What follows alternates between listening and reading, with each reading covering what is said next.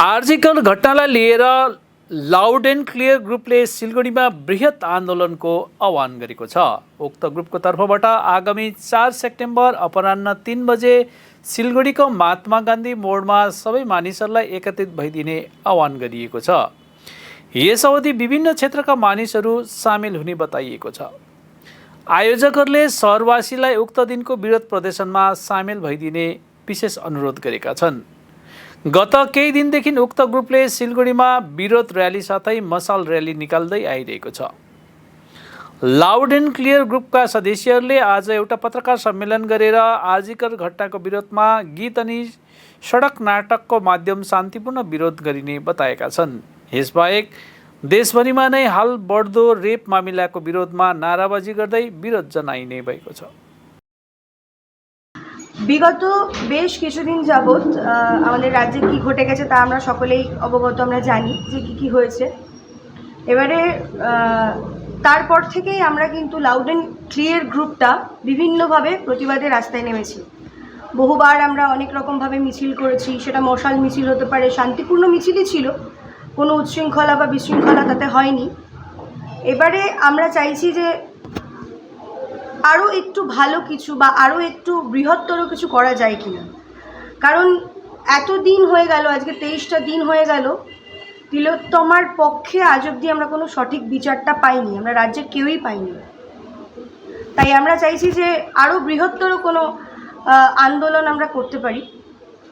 তো এই কারণে আজকে আমরা মিডিয়ার সামনে এসেছি, যাতে সমস্ত শহরের লোকরা আমাদের পাশে এসে দাঁড়ান এবং আমরা চাই যে এই প্রতিবাদটা অনেক দূর অবধি পৌঁছোক, অনেক দূর অবধি সকল মানুষের কানে পৌঁছোক যে শিলিগুড়িতে লাউড অ্যান্ড ক্লিয়ার বলে একটি গ্রুপ রয়েছে যারা তিলোত্তমার পক্ষে রয়েছে, যারা তিলোত্তমার ওপর হয়ে যাওয়া যে নৃশংস হত্যা তার বিরোধিতা করছে এবং যারা এই কাণ্ডের সাথে নিজেদেরকে জড়িত রেখেছেন, যারা অপরাধী, তাদের চরমতম শাস্তির একটা দাবি আমরা রাখছি।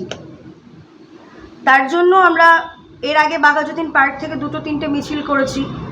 এবারে আমাদের কর্মসূচি হচ্ছে 4 তারিখে, আগামী আসন্ন 4 তারিখে দুপুর 3টে নাগাদ আমরা এয়ারভিউ মোড়ে একটা শান্তিপূর্ণ জমায়েত করব, যেখানে আমরা অনেক মানুষকে চাইছি আমাদের পাশে, যারা আমাদের পাশে এসে আমাদেরকে আরও ভালো কিছু করার জন্য আমাদের উৎসাহ দেবেন এবং তারাও আমাদের পাশে থাকবেন। এই লড়াইটা তাদেরও, আমাদের শুধু লাউড অ্যান্ড ক্লিয়ার গ্রুপের তো এই লড়াইটা না, এটা গোটা রাজ্যের মেয়েদের, গোটা রাজ্যের ছেলেদের, প্রত্যেকটা মানুষের, যারা এর বিরোধিতা করছে তাদের প্রত্যেকটা মানুষের, যে তারা আমাদের এখানে আসবে, আমাদের সাথে কণ্ঠে কণ্ঠ মেলাবে এবং মেয়েটির জন্য বিচার চাইবে। আর আগামীতে যত মেয়ে আছে তারা যাতে সুরক্ষিত থাকে, তারা যাতে রাস্তায় বেরোতে গেলে তাদের দুবার ভাবতে না হয়, তাদের কোনো রকম কুণ্ঠাবোধ না হয় যে আমি রাত্রি 11টায় কেন একা চলবো, সেটা যাতে না হয়।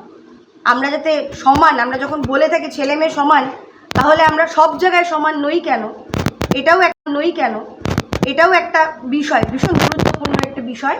তাই আমরা চাইছি যে তারাও এগিয়ে আসুক, যারা নিজেদেরকে সেফ ফিল করছে না, যাদের মনে হয় যে না আমিও কোথাও এরকম একটা ঘটনার শিকার হতে পারি, যাদের ভেতরে এই জিনিসটা আছে, যাদের ভেতরে ভয় কাজ করছে, তারাও এগিয়ে আসুক যে না আমাদেরকে এই সমাজটাকে বদলে দিতে হবে, মানুষের মানসিকতাটাকে বদলে দিতে হবে এবং সবাই মিলে একসাথে আমরা চলবো, তাতে কোনো অসুবিধা হবে না।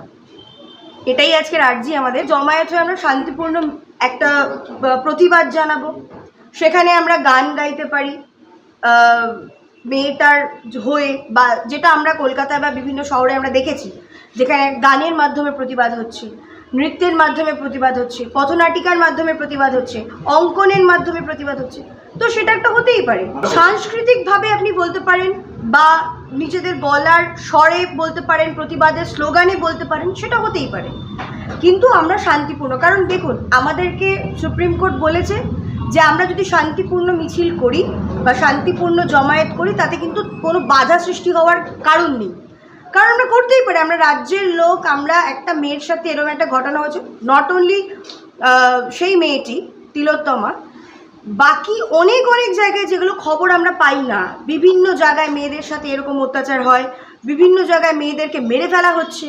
এই প্রত্যেকটা মেয়ের জন্য, প্রত্যেকটা ঘরের মেয়ে, ঘরের বউ, মা, সবার জন্য এই প্রতিবাদ আমাদের, শুধু তিলোত্তমার জন্য নয়। দেখুন, সিবিআই নিজের কাজ করছে, রাজ্য সরকার নিজের কাজ করছে। আমরা চাইছি যাই হবে সেটা অতি সত্বর হোক এবং সেটা এতটা ভয়ানক একটি শাস্তি হোক যেটা দৃষ্টান্তমূলক শাস্তি আমরা বলে থাকি, সেরকম দৃষ্টান্তমূলক একটি শাস্তি হোক।